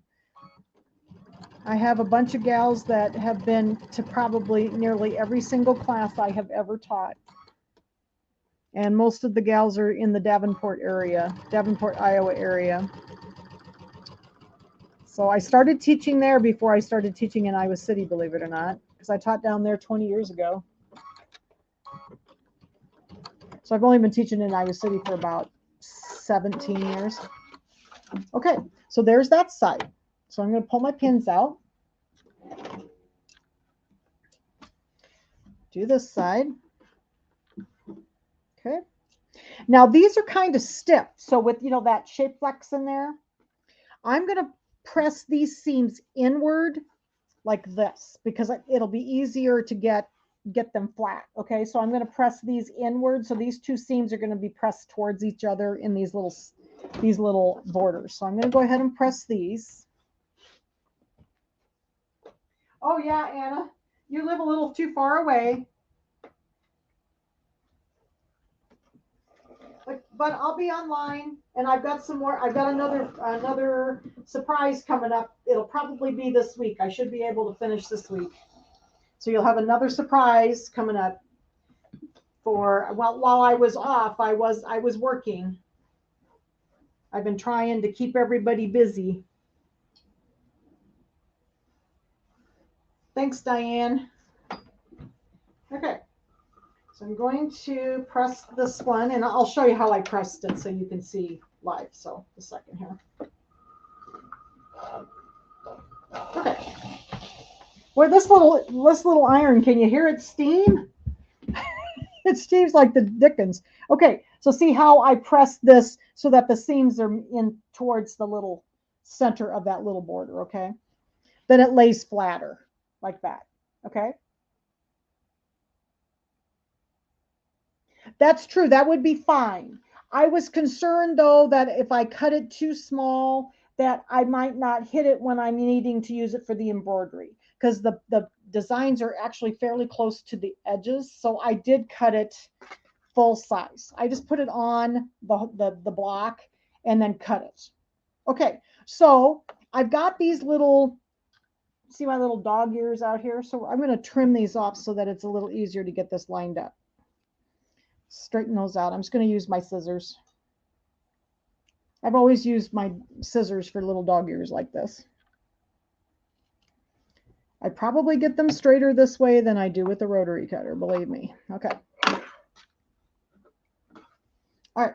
So now we need to do the same thing on this side with those triangles. I'm going to fold this in half, line this all up. I'm going to find my center point of my border here. I'm going to get this out of my way. No, I've been having a nice day. I did have to do my sales tax today. Yuck. It's that time of year, you know. The word taxes is coming up. Blah. So I had to do my sales tax. I always have to do that first. It has to be done before the end of January here in Iowa. So I did that. Okay, so I got those marked on both sides. And then I'm going to fold my triangles in half. Okay. Get these. So it is easier if you cut the shape flex before you cut the, put it on the back before you cut the square, the 14-inch square, because you're going to do the same thing for all of these. But that's going to be our stabilizer that we're going to have on our design when we're doing the quilting, because I are doing the embroidery, because I'm actually not putting any stabilizer in it at all other than the shape flex. I like the videos. I've been doing this though I started doing this, what is it going on now? I started in 2019. So it's about 4 years ago that we started doing Sew Along with Jan. That's when I started it. So it'll be, I think it was February when we had our first class 4 years ago. Okay, so I'm going to go ahead and line up my pins, get them all lined up here. Hopefully they're the right size. We'll see.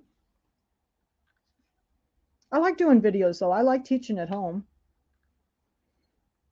I hope you guys like the videos. I enjoy doing them for you.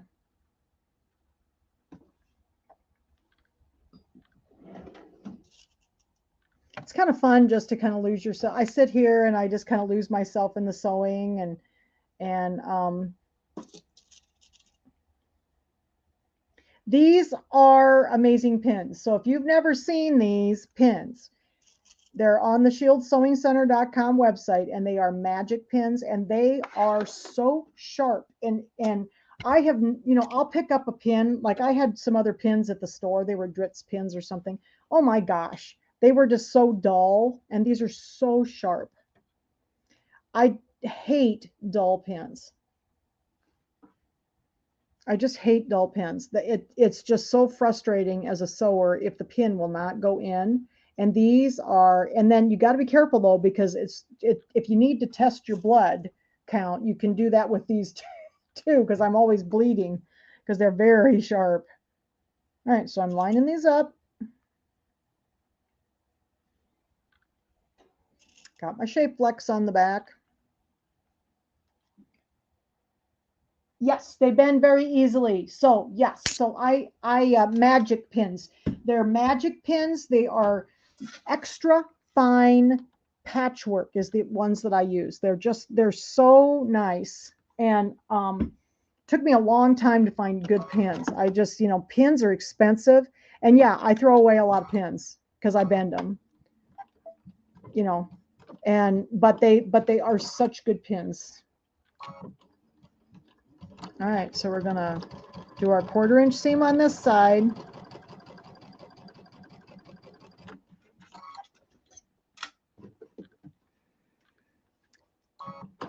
I think I've got either the 50 or the 100 packs on the website. I can't remember. I buy them in the hundreds, but yeah, I throw away a lot of pins because they bend, but they're so soft I don't have to worry about my machine. So if I hit a pin, I'm not going to have the timing off on my machine all the time. I have broken a needle, but it was when I hit when I hit the top, the green part. Whoops. I just sewed right through it and it broke the needle. It's like, whoops. All right, very slowly through the pin, go out here to the end, and I'm going to tie it off.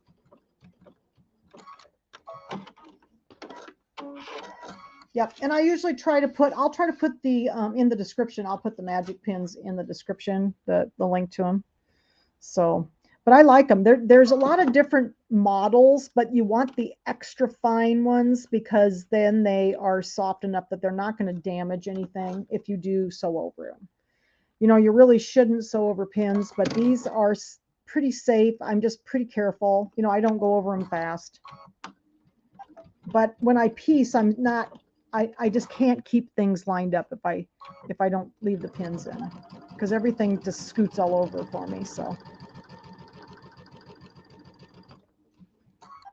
all right, almost got our corners on. So what do you think so far? Do you think you can do this? Did you think the block was hard? For those of you who really don't piece, did you think the block looked hard? And the next one looks super duper hard, but it is so easy. It's called a disappearing 9-patch. It's such an easy block. So don't be afraid. It looks really scary. It just looks so scary in the book. And I looked at it, I was like, oh my gosh, what have I got myself into? But it was really easy. I mean, I was really worried about that one. So, okay. Take my pins out. Then we'll press these open, and then we're ready to do the border. We're almost done. Okay, so in the book, once you get these on, this is on page 7. It says square up your new blocks should be 18 by 18. Okay. Yeah, they must be the, somebody said Shields is $18.99. It must be the 100 pack then.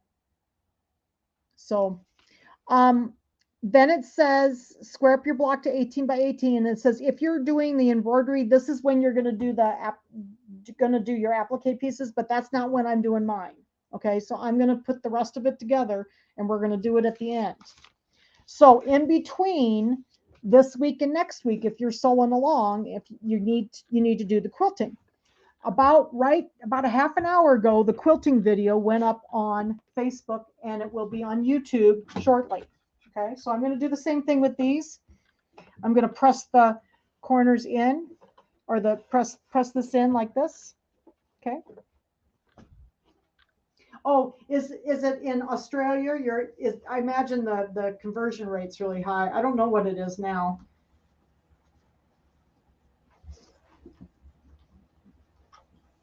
You might be able to find those. You might be able to find those in Australia though. or if you're outside of the country or in Canada, the magic pins, you might be able to find them. I can't, from Shields, I can't ship out of the country. So, but you might be able to find them because they're pretty common. All right, so I'm pressing these in. I'll show you. I'm going to drop my iron. That's the reason I like the Olisos is, you know, they sit down on all fours. And then I don't knock it off on the floor. I'm always knocking my irons off on the floor. And then they don't work very well, you know. So, okay. So the one thing I did have to do with this, now I may have to, let me see how this is. I might have to square this up a little bit, okay? Because I remember on the other ones, I did have to square it up, and it needs to be squared up to 18 inches. So let me see where I'm at with mine. I may have to do that over here, okay? So give me a second to look at this. I forgot that I had to do this, and I know mine was a little big.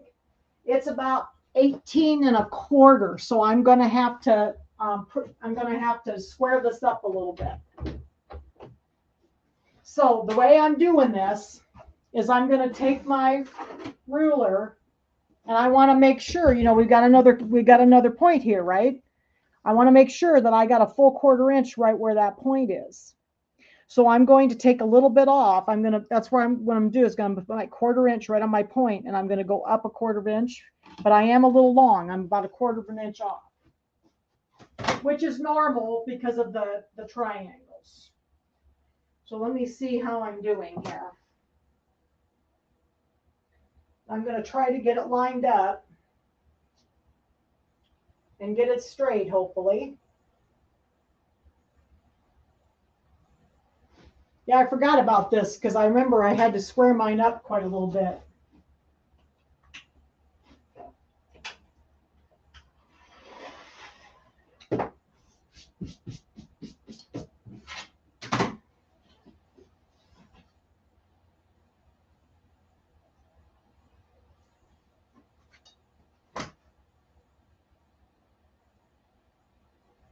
All right.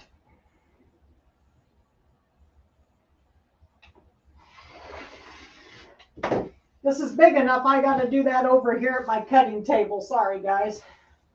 All right, I think I'm getting closer here. I'm still going to be just a little bit long, I think. So let's see. I'm doing the two sides. I'm doing the like opposite sides to make sure that I'm close. And then I'll do the, just trying to make sure I got my 1/4 inch there. So I think I'm okay. It's going to be just a smidge long. But I remember my other one was too, just a smidge.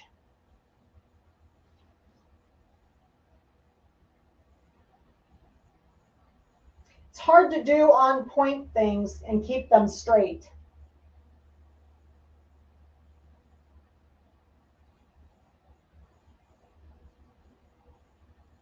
I'm concentrating.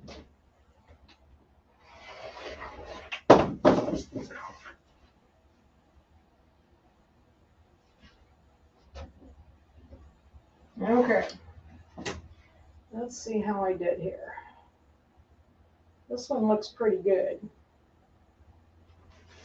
I think I'm still about 1/8 of an inch off, but I don't think it's going to be enough that it's going to be a problem. I remember when I did the first one, I was just a little, and I know it's because of these triangles. Oh yeah, the 18-inch square, that'd be nice. I just don't have, you know what? I do have a great big ruler. That'd be cool. Let me try that. I have a great big square ruler. It's 20 inches. I didn't think about that. I've got it right here. It's huge. Look at this ruler. You ever seen a ruler? It's huge. Yeah, let me try that. Make sure, let's see how far off I am. It's pretty square. It looks square, but it's a little teeny bit wide yet. I'm just looking here. I got to find the ones, though. Here we go. It's not bad.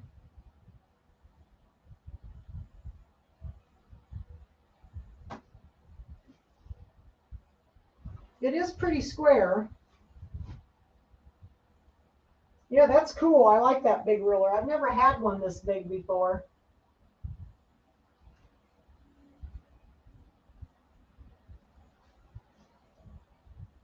It's very hard to see though because it's very tall, it's very big, and I have to get way up over it. Yeah, I think it's pretty good. I'm not too bad. I'm not too off. I'll measure it again.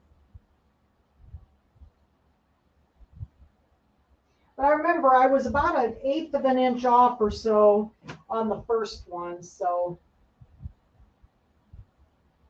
yeah, I'd love to have one. I like that big ruler. I've never used it much. I got it for another project.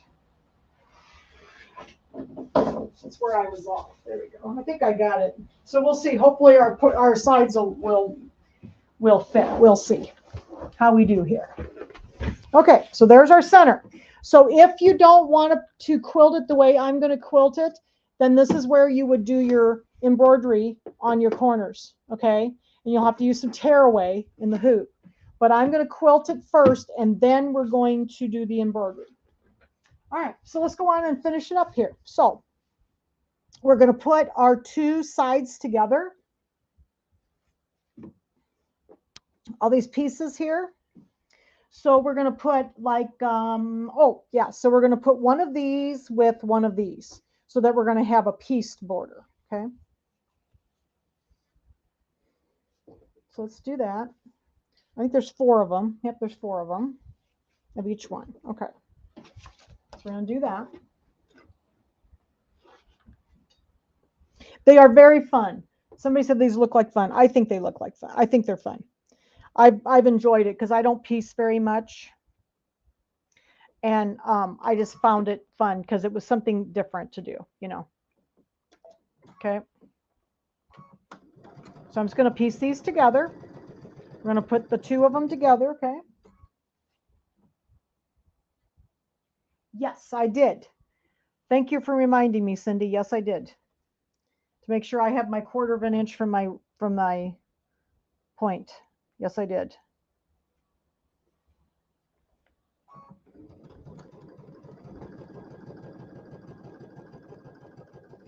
But I remember the other one, I was a little off, but everything still fit. So I think I'll be okay. We'll see. Hopefully I won't have to stop and finish it later to do an alteration. This is the part that was hard. I forgot that I didn't have, I forgot that I didn't have a big enough mat over here to do that great big centerpiece because I remember it was a little off at the end. So, okay, so we're going to do these. Okay.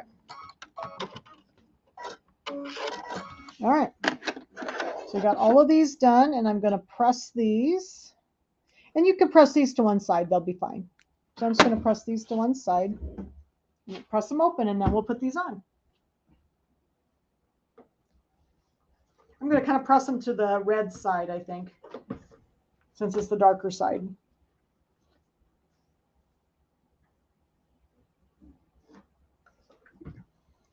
Yeah, I think that gingham was I think it was a fat 1/4 I had. I don't remember where I got it though. Thought it looked really nice with the red. Yeah, when you piece, there's always a lot of ironing and stuff. You know, but you got to do it. Otherwise, things just don't turn out right, do they? Okay. So there's our pieces for the borders. So let's see what we have to do. So now we have to do the sides. So we're going to do 2 of the sides. Okay. And what we're going to do is we're going to take the center that we made those centers. Okay.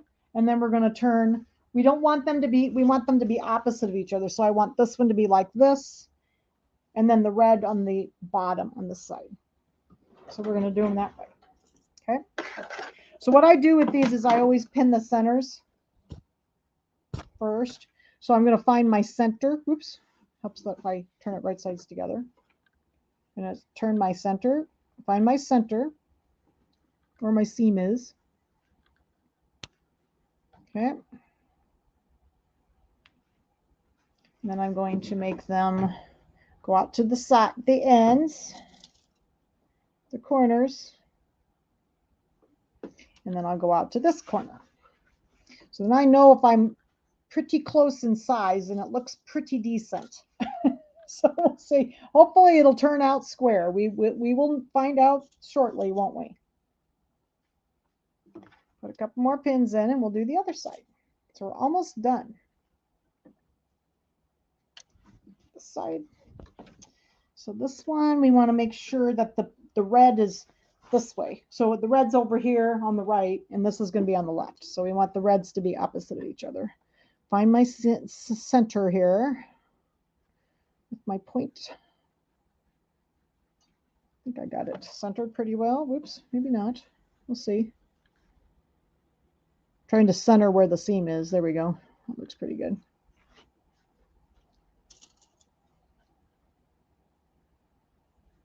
Am I frozen? I don't think so. Nope, I don't think so. It doesn't look like it.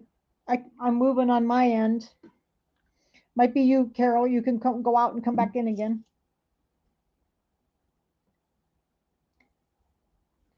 Is it working? Is it working for you, Jackie? Okay. All right. So evidently my size must be okay because everything is matching up.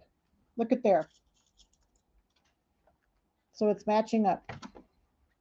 So mine's probably going to be about 1/4 of an inch bigger, just because that's the way it ended up. All right, so we're going to stitch these on. And then we're going to put our little corner blocks on. But I kind of like doing them this way because I wanted to do the quilting with my clear blue tiles. You could do edge to edge quilting if you have the Amelie Scott edge to edge. You could do those instead if you want. If you want to do those, you could do those. If you want to do like just quilt with your straight, with your walking foot, you can do that. Whatever you want to do. But you want to quilt in between piecing it, and then before we do the embroidery. So you want to have your quilting done. So like this week, I'm going to do my quilting. I made you a video how to quilt it with the clear blue tiles. So that should be on Facebook now. I had it scheduled to go up at 7 o'clock. So it should be up there now. Okay. All right. And we'll turn it over. Whoops, I'm stuck on something here. Turn it over, do this side. So these are all going to be basically the same on the outside edge. So this border part is going to be very similar. Some of them do not have the 2-piece borders. Some of them just have a 1-piece border. I really like the clear blue tiles. At first, I was very resistant to them because I thought, oh, I don't need those. I don't need those. But they really do work really well. And this project was very fun. Now, the one thing I'm going to say about clear blue tiles for this project, I did mine with the 8x12 tile. You do need to have a 9.5x14 hoop to use that tile because it will not fit in an 8x12. Okay, and I will also tell you, do not attempt to resize those quilting designs as they are scaled, and if you do, they will do weirdo things. Ask me how I know. I will show you in a moment. Because, yeah, you can just do that, Jan. That's fine. You can just do it that way. You can do, if you want to do some straight line quilting across it, whatever you want to do, that's fine. You don't have to use the clear blue tiles. I just wanted to teach them that way because since they were Kimberbell projects, I just thought, well, we'll just use the clear blue tiles because I do like them. I was very resistant to them, and it took me a long time to buy them. It took me, I bet I didn't buy them for at least a year after they came out. So, okay, so I'm going to go ahead and press these outward. And it looks like I did pretty well on my points. Let's see how my points all turned out.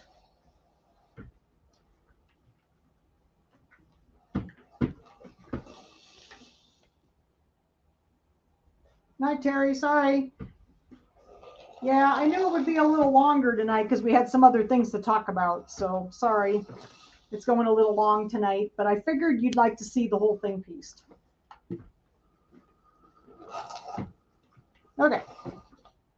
So there are my first 2 sides. What do you think? It's my first 2 sides. Aren't they pretty? Then, no, because you're going to be, well, yes, because I cut with my fabric down on the mat. So if you want to cut them out with the scan and cut, you can. I'm not planning to do that in the class. I'm just going to cut them because they're so easy to cut. I'm not going to cut them. But yes, if you're going to cut them with the fabric down, then yes, you need to do that. Okay. So the next one is going to be, we're going to do 2 more borders yet. And I want to make sure that I have them opposite of each other, you know, so that they're not, the same colors not together. And we have to sew our little squares on the ends first. So I'm going to take my last 2 borders and I'm going to sew my little squares on the ends here. My little corner squares.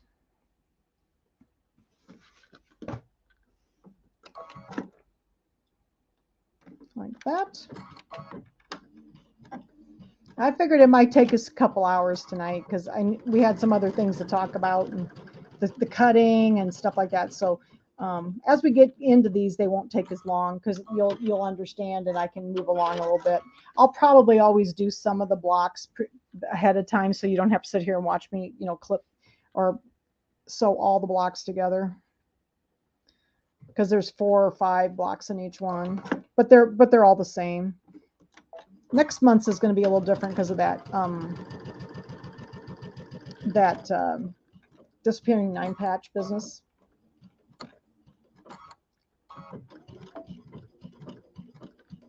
Okay, get that lined up. Let's do the squares on the other one. Let's see here. We're running out of pieces. That's good, right? That means that they're all in the top now. So get this. And we got to get to our drawing. Got to get to our drawing before we finish. I got to pick out the first winner for the year.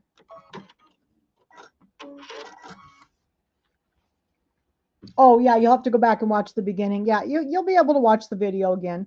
And if you need to start and stop it, then you can start and stop it. That's what's nice about videos, because then you can, if you need to start and stop it as you're going along, you can.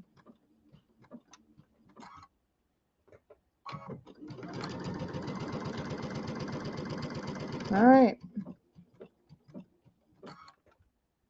Okay, so we got these. All right, let's see. So these I pressed outward. So I want to press these seams inward so that I can nest them on the corners. So these little ones, the little squares I put, I'm going to press inward so that I can nest them on the corners. So I'm going to press these. So far as everything's fitting, so I must have done okay. It's always a good thing when it all fits together, right? And I must have cut fairly accurately, which is unusual for me.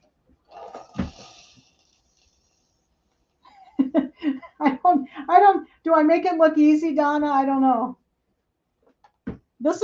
I'm very nervous doing this kind of stuff because this is not my normal thing to do. So you're a very good piecer, so you piece much more than I do. This makes me nervous. Okay.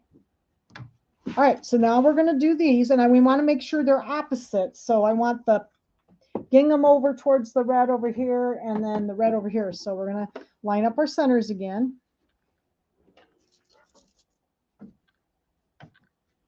Get our center lined up. There it is.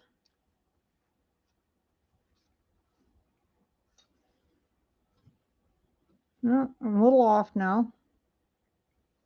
There we go. Put the pin in there, and we'll go out here. And we want to make sure our little corners are all nested in pretty together. Are you using the new sewing foot? I am using the J foot, Mitzi, with the Q02 piecing stitch. Okay, I'm going to go down here. And I try to move along, but I knew these would take about 2 hours because, you know, I mean, you have to, there's a lot of pieces to put together on these. Now, some of them don't have as many pieces on the border. Like this one had, you know, this one had pieces on the border, but some of them are just one piece borders. Okay, we'll turn it over, put the other side on. And we got to make sure we get this one right. So this one goes this way. So here's the gingham over here. So I want the red like that. Okay.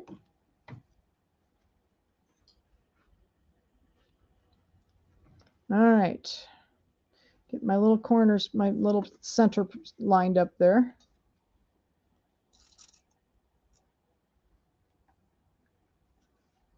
All right.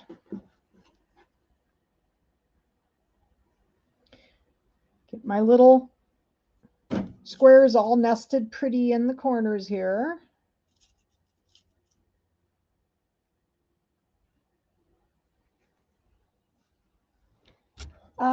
Yes, you do. The quilting stitches are on the Q tab. There's a tabs along the side of the Dream Machine. Teresa, is it Teresa that was asking about that? Yes, they are. They're on this. They're down the side. Mine's across the top. Yours is a little across down the side, and it's going to still say Q, and it's going to be the exact same ones, Q01 and Q02, on the Dream Machine. So it'll be exactly the same. So yeah, so you should be able to find them. They're going to be exactly the same. The same stitch numbers and everything. They haven't really changed. Most of the machines are the same. But yours are going to be across the right side of your screen. It's a little different than mine because I have a luminaire. They changed the orientation of the screen. Okay. All right, so I'm going to get these on here. Last seams, guys, we're going to do it. Okay, I'm going to make sure I tie these off on the corners here. You'll like your Dream Machine. I love mine. I kind of wished I'd kept it because then I still could have been sewing on it at the store. I miss it.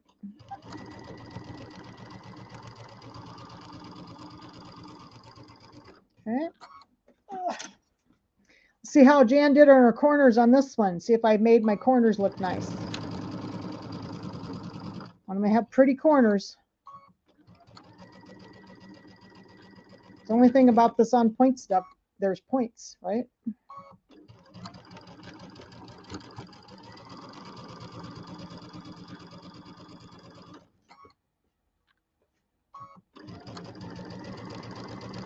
Just about to the end. Oops, gotta get this all lined back up again.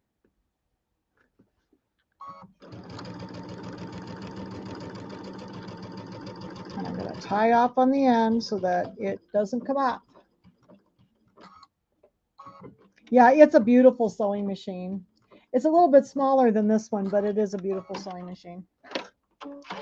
I really always loved my Dream Machine. I just, like I said, I wished I'd kept it. I just couldn't afford to at the time. I wished I would have kept it though, because I would still be sewing on it. I like the size of it. It was very heavy. This one's even heavier. But I do love this machine. This one I am going to keep. If a new machine comes out in the next couple of years, I'm going to keep this one. This one, I'm pretty attached to it. And down this side we go. We're almost done. Can't wait to show it to you. It looks so cute.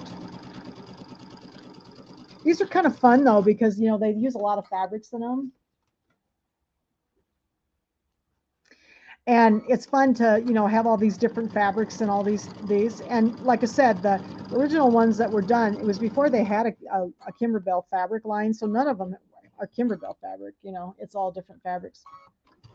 And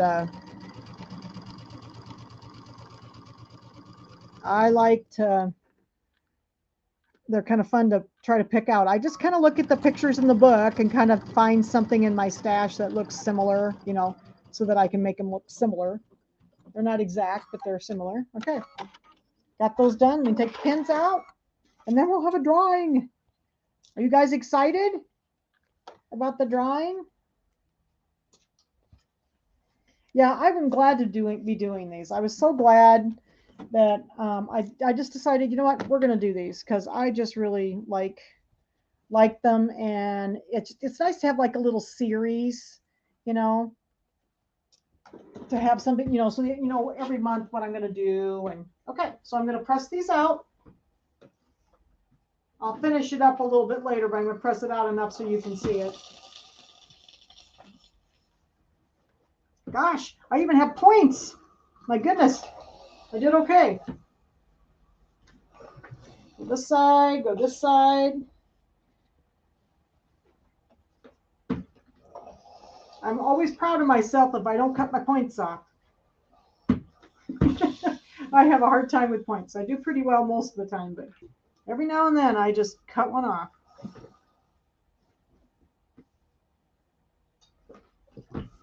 Okay. There's the top. Yay. Okay. So that is the first top. The video for the quilting is going to be pre-recorded. It will be the same video for all of them. I will tell you what I used in my clear blue tiles. I used one of the clear blue tile file, actual designs in the clear blue tiles set for this, and it was the swirls. That's the one I used. I also wanted to show you what not to do. Do not attempt to size these, because what happened, can you see how long the stitches look here? When I do this next week with this same design, I mean, it looks fine. You know, it looks fine, but I know that these are supposed to be about half, the stitch length is supposed to be about half that length. So do not attempt to resize these, because they're scaled, and so that they're all the same size. And if you try to resize them, then something funky is going to happen. Okay. Because at the time I was trying to get that done, I only had my little machine at the store, and the design, or at home I should say, and the design would not fit. All right, so there is my top. I just need to press a little bit more. Okay, and so the quilting video is up. I talk about sandwiching it and pin basting it and everything in that video. Okay. If you don't know, have tiles, does your video instructions still work? No, I did mine with the tiles. So if you don't have the tiles, you can either get tiles if you want to, or you can quilt it in another way. You can use like the Amelie Scott Designs tiles. You can, or the edge to edge quilting. You can do just stitching with your sewing machine. Like I think that was Jackie. Jackie, you can put it on your long arm. Stick it on your long arm and quilt it quick. It won't take long. It's very small. The bitty blocks. Yes, you could use the bitty blocks for the corners. I did mine edge to edge though. I didn't do them separate. I did mine edge to edge. But if you want to do it like custom quilted and do each block separately, you can do that too. So you can do that with the clear blue tiles. I'm just going to use mine. I'm just going to do an edge to edge quilting. That's the way I taught it in the class. Okay. I wanted to do something easy for people who were just getting clear blue tiles, and that way everybody can kind of learn how to use them. Okay, so I was going to try to do something easy. Yes, you could do custom quilting and do each square separately as well on these, but these are harder to do. That's why I did edge to edge, because I've got these corners that have to be done. All right, then next week I will have mine all quilted, and next week I am going to do the embroidery, and we're going to embroider these, but you notice that they are embroidered all the way through. Okay. And then I also made a video, again, another video for binding, and the binding video will be up next week right after the class. Okay. So you'll have a video for the quilting. You'll have a video for the binding. It's going to be on the Facebook group. Patsy, it's going to be on the Facebook group, and I'm also going to put it on YouTube shortly on my YouTube channel, Sew Along with Jan. Okay, so it'll be on both, but it will be on my Facebook group, Sew Along with Jan, and it's just going to be on the feed. Just go in there and you'll see it. It should be up there now because it went up about an hour ago. Okay. But the clear blue tiles are fun. If you've been thinking about them and you're kind of on the fence, you may watch the video and say, wow, I think I could do that. And you might just want to watch the video and you might end up buying them. Okay. And they are on the website as well. I have them on the Shield Sewing Center website. I am waiting for the essential sets to come in. They've been on back order for just a short time, and I don't have them right now, but they should be coming in shortly. Okay. Yeah. Yep. You can do them anyway. So you can do it anyway. If you just want to do like straight stitching in all the blocks, you can just sew it with your sewing machine. Whatever you want to do. I do like the clear blue tiles. I am starting to really like them, and the designs are nice. You can buy, there's a bunch of them that come with the tiles, but then you can buy more if you want. Okay. So whatever you want to do with the quilting, but I taught it with the clear blue tiles because I thought, it's a Kimberbell project. We're gonna talk about clear blue tiles this time. Okay. So that's how I'm going to quilt these little table toppers. Okay. So I am going to do the drawing. Okay, so what I'm going to do is I'm just going to I'm going to take my tablet over here. Okay, here's my tablet, and everybody's name's on here, and I'm just going to go back and forth, and I'm going to put my finger down on somebody's comment, and that's who's going to win. I'm not going to look. Okay, I'm just kind of going back and forth, and I'm going to put my finger down on somebody's name. You ready? Are you ready? Okay. Guess whose name it was? I didn't look. I promise. It was Lynn Olensalen. Lynn Olensalen is the first winner for Sew Along with Jan. Okay? So Lynn, you got the cup. I didn't look. I just put my finger down. So Lynn, you won the cup. This is the prize Lynn gets. Lynn works down in the Davenport store, believe it or not. So this is the cup she'll get. She'll get the Sew Along with Jan cup, and then she'll get a Sew Along with Jan. So she's a local person. Needle case. So we'll do this every week. So believe me, you just have to comment. And I'm, like I said, I'm just going to use my tablet and I'm just going to put my finger down on somebody's name, and wherever my finger lands, that's who gets it. And today it was Lynn. I don't even know if Lynn's still here. Lynn, are you still here? I'm not sure if Lynn's still here. Okay. Okay, so next week we will do the embroidery. I have the video up for the quilting, so go watch the quilting video. Okay, it'll be on YouTube in about an hour. It takes me a little bit to get this all done. Okay, and then I will next week we'll do the embroidery in the corners, and I've got a couple little tricks for that to show you because I kind of figured out a way that worked for me. All right, and then we'll have another drawing. So thank you so much, everybody. So let me just switch the camera up so I can say goodnight to everybody. And thank you for hanging out with me for a couple hours to make this table topper. Wasn't it fun? So I will see you soon, and you'll see me on the video. And if you need any help, let me know. Everything that I showed you tonight is available at shieldsewingcenter.com. So thanks, everybody. Good night.